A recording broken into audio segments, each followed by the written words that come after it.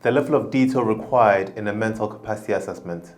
A mental capacity assessor needs to demonstrate how they have reached their decision following a mental capacity assessment. This is important regardless of the outcome of the assessment. The Mental Capacity Act places the burden of proof on the assessor, especially if they have reached the conclusion that the person lacks capacity. Sadly, we receive too many referrals after an assessment provided by another professional has been rejected by the Court of Protection. In these instances, we see some professionals trying to establish capacity by completing a mini mental state examination, taking a yes response or a lack of response as a decision on capacity, or reaching a decision that a person lacks capacity because they have been diagnosed with dementia, for example. Although a mini mental state examination can be good in establishing the level of cognitive decline, this is generic and therefore it is not likely to address any specific decisions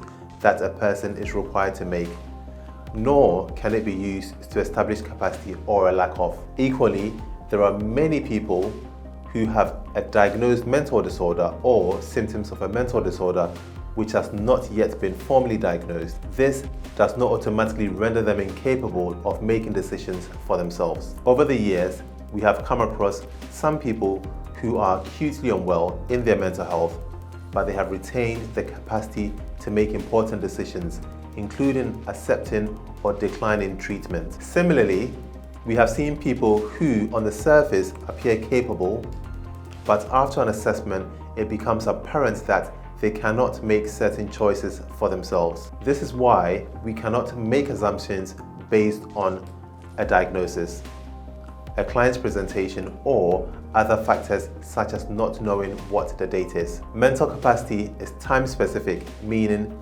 capacity has to be assessed at the time the decision needs to be made. Therefore, unless the assessment is a retrospective capacity assessment, an opinion on capacity about a present decision cannot be established by looking at the person's records. A mental capacity assessor needs to provide evidence of how the decision was reached. In our assessments, we achieve this by asking the relevant questions and detailing the person's responses in the reports we provide. Often, we quote the person directly in our reports, as it's a great way to provide such evidence.